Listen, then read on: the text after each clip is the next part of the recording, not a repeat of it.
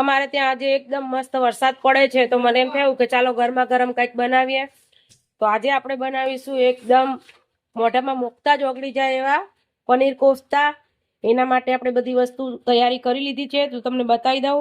અહીંયા મેં ડુંગળી લીધી છે, ટામેટું એક લીધું છે, એક મોટી સાઈઝનું બટેકું બાફી લીધું છે, મેંદાનો લોટ લીધો છે, લસણ, આદુ, લીલા મરચાં અને પનીર લીધું છે. આ પનીર મેં ઘરે જ બનાવ્યું છે અને એકદમ મસ્ત મજાનું પનીર તમે જોઈ શકો છો. બજાર જેવું જ આપણું પનીર બન્યું છે, એકદમ કડક.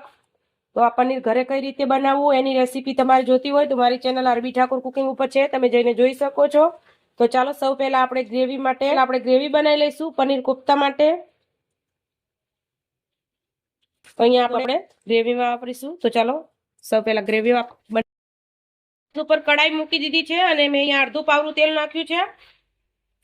સૌ પહેલા આપણે આમાં સિંગદાણા નાખીશું. સિંગદાણા નાખવાથી એકદમ મસ્ત મજાની થીક આપણી ગ્રેવી બને છે.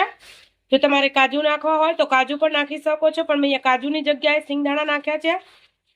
તો આપણે સિંગદાણાને ધીમા તાપે શેકી લેવાના છે. પહેલા આ રીતે સિંગદાણા થોડાક શેકાઈ જાય એટલે આપણે ડુંગળી નાખીશું. તમે જોઈ શકો છો આ રીતે ફૂટવા લાગે એટલે આપણે ડુંગળી નાખી દેવાની છે. તમે જોઈ શકો છો કે આપણી ડુંગળી એકદમ સરસ ટ્રાન્સપરન્ટ થઈ ગઈ છે અને ટામેટા પણ સરસ ચડી ગયા છે. તો હવે આપણે ગેસ બંધ કરી અને આને એકદમ ઠંડુ કરી લેવાનું છે. જ્યાં સુધી આ ઠંડુ થાય છે ત્યાં સુધી આપણે કોફતા માટેનો મસાલો બનાવી લઈએ. કોફતા માટે આપણે આમાંથી અડધું પનીર લઈશું. તમે જોઈ શકો છો કે કેટલું સરસ પનીર બન્યું છે. જો આ જ રીતનું પનીર તમારે ઘરે બનાવવું હોય તો મારી રેસીપી તમે જરૂરથી જોજો. એકદમ માર્કેટ કરતાં પણ સસ્તું તમારું પનીર બનીને તૈયાર થશે અને એકદમ માર્કેટ કરતાં સારું.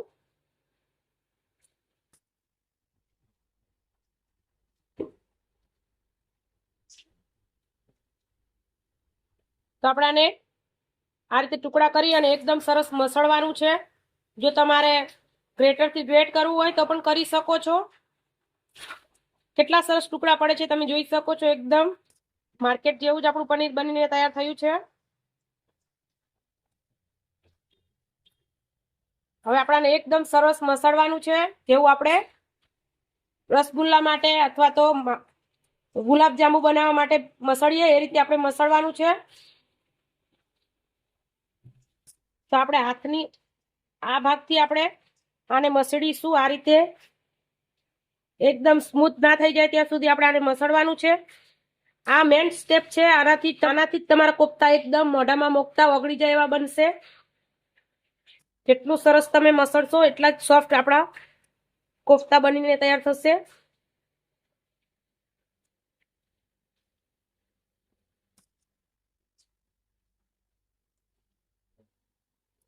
તમે જોઈ શકો છો કે હું કઈ રીતે કરું છું. આ રીતે જ કરવાનું છે અને એકદમ આપણો પનીર સોફ્ટ થઈ જાય નહીં ત્યાં સુધી આ રીતે આપણે મસળવાનું છે. 5 થી 10 મિનિટ લાગી શકે છે, પણ એકદમ સરસ આપણું પનીર થઈ જશે. આ રીતે હથેળીની ભાગથી આપણે આ રીતે મસળવાનું છે. અત્યારે છૂટું છૂટું લાગે છે, પણ જ્યારે એકદમ સરસ મસળાઈ જશે એટલે એકદમ લોટ જેમ બંધાય એ રીતે બંધાઈ જશે. એ રીતનું આપણે કરવાનું છે.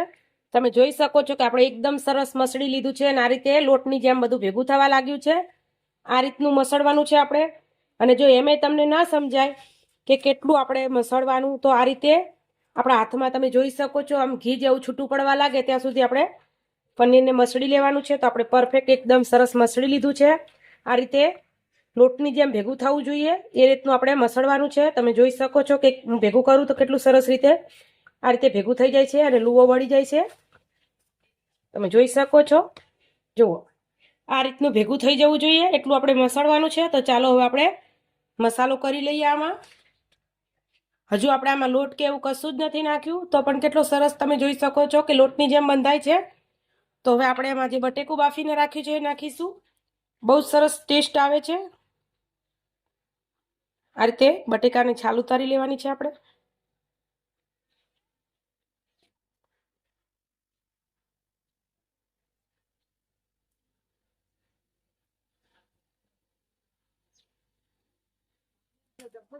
બટેકાને આપણે ખમણીને લેવાનું છે. હજુ આપણે લોટ મસળવાનો છે, પણ આ રીતે ખમણીને લઈએ તો આપણને વાર ના થાય. બટેકું નાખવાથી એકદમ સરસ સોફ્ટ થાય છે આપણા કોફતા. અને આપણે મેંદો વધારે નથી નાખવો પડતો. અને જો આપણે બટેકું ના નાખીએ તો પછી આપણે મેંદો વધારે નાખવો પડે અને પછી કોફતા આપણા કડક થઈ જતા હોય છે. એ ખાવામાં પણ એટલા બધા ટેસ્ટી નથી લાગતા. તમે જોઈ શકો છો કે આપણે બટેકાને પણ સરસ ખમણી લીધું છે. તો ચાલો આપણે આમાં મસાલા કરી લઈએ. મસાલામાં આપણે હળદર નાખીશું, ધાણા જીરું નાખીશું, થોડું એવું લાલ મરચું નાખીશું. જે આપણે મેંદાનો લોટ લીધો છે એ નાખીશું. આપણે અહીંયા 2 મોટી ચમચી જેટલો લીધો છે. આપણે બટેકું નાખીએ એટલે આપણે મેંદાનો લોટ વધારે નથી નાખવો પડતો. ગરમ મસાલો નાખીશું. તો હવે આપણે 1 ચમચી જેટલી ખાંડ નાખીશું. જો તમને ગળ્યું ના ભાવતું હોય તો તમે ખાંડ સ્કીપ કરી શકો છો. હવે આપણે સ્વાદ પ્રમાણે મીઠું નાખીશું. બધું આપણે સરસ મિક્સ કરી લઈશું. હવે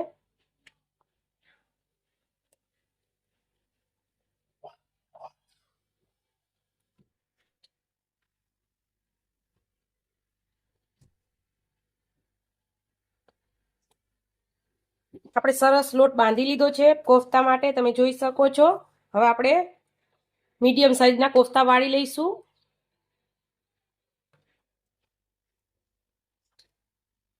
આ રીતના કોફતા આપણે વાળી લેવાના છે, તમે જોઈ શકો છો. જો આ રીતે તમે પનીરના કોફતા બનાવશો તો એકદમ સોફ્ટ, મોઢામાં મોકતા જ ઓગળી જાય એવા કોફતા બને છે. આપણે બધા કોફતા એક સાઈડનું અને આપણી ગ્રેવી જોઈ લઈશું. આપણી ગ્રેવી પણ સરસ ઠંડી થઈ ગઈ છે. હવે આપણે એકદમ ઝીણી પીસી લેવાની છે. આપણે ગ્રેવી સરસ પીસી લીધી છે, તમે જોઈ શકો છો કે એકદમ ઝીણી આપણે પીસી લીધી છે. આ રીતની પીસી લેવાની છે. અને હવે આપણે કોફતા તળી લઈશું. આપણે કડાઈમાં તેલ ગરમ થવા મૂક્યું હતું, એ હલકું ગરમ થાય એટલે આપણે કોફતા મૂકી દઈશું અંદર. તમે જોઈ શકો છો કે મેં તેલ કેટલું ગરમ કર્યું છે.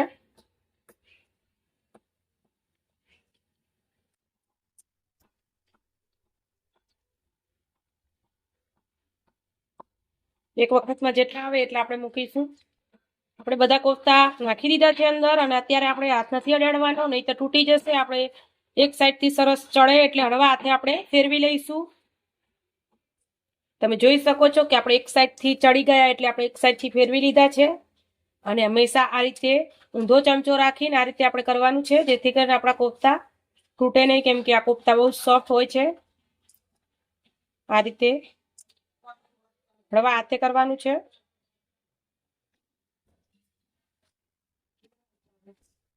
આપણા કોફતા એકદમ સરસ મજાના ગોલ્ડન થઈ ગયા છે. હવે આપણે એને કાઢી લઈશું. તમે જોઈ શકો છો, કોફતા જોઈને ખાવાનું મન થાય એટલા મસ્ત કોફતા આપણા બન્યા છે.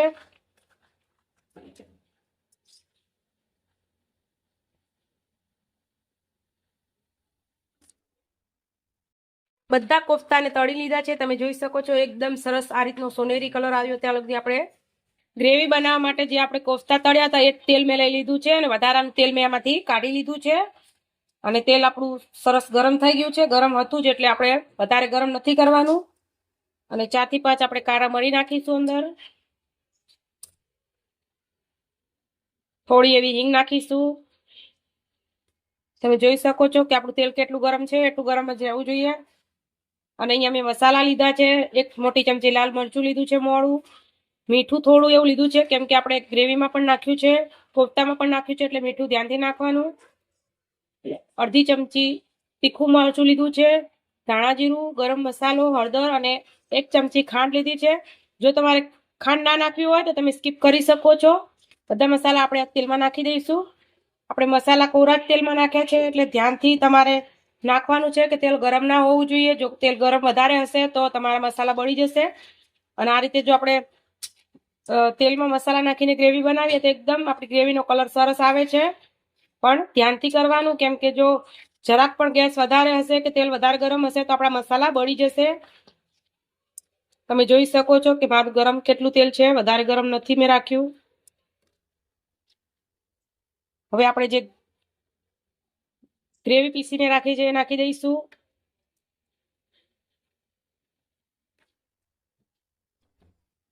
સરસ મિક્સ કરશું. તમે જોઈ શકો છો આ રીતે મસાલા નાખવાથી આપણી ગ્રેવીનો કલર બહુ મસ્ત આવતો હોય છે. હવે આપણે ગ્રેવી નાખ્યા પછી આપણે ગેસને થોડોક વધારીશું.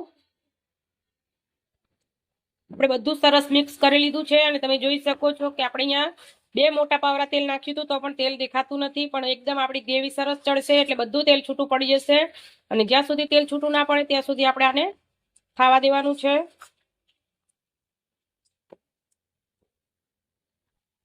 તમે જોઈ શકો છો કે આપણી ગ્રેવી એકદમ સરસ પાકી ગઈ છે અને આ રીતે તેલ છૂટું પડવા લાગ્યું છે. આ રીતની ગ્રેવી થાય પછી આપણે આમાં પાણી નાખીશું.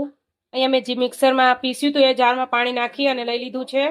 એ પાણી આપણે આમાં નાખી દઈશું અને સરસ મિક્સ કરશું. હજુ આપણે પાણી નાખીશું. તમારે ગ્રેવી જે પ્રમાણે જાડી કે પાતળી રાખવી હોય એ પ્રમાણે પાણી નાખવાનું. તો હું અહીંયા 1 ગ્લાસ જેટલું પાણી નાખવાની છું. આપણે 1 ગ્લાસ પાણી નાખીશું. સરસ મિક્સ કરી લઈશું.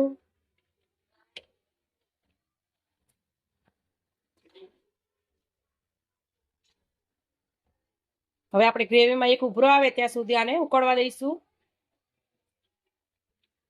તમે જોઈ શકો છો કે આપણી ગ્રેવી ઉકળવા લાગી છે અને મેં આ રીતની ગ્રેવી રાખી છે. તમે જોઈ શકો છો આટલી રાખવાની, કેમ કે આપણે કોફતા અંદર નાખીએ એટલે ગ્રેવી થોડીક જાડી થતી હોય છે. અને જો તમારે એકદમ સૂકા જેવો કોફતા રાખવા હોય, વધારે ગ્રેવી ના રાખવી હોય તો તમે થોડું પાણી ઓછું નાખી શકો છો. પણ મેં અહીંયા આ રીતનું પાણી નાખ્યું છે અને આ રીતે સરસ ઉકળવા લાગી છે. હવે આપણે એક એક કોફતામાં મૂકી દઈશું.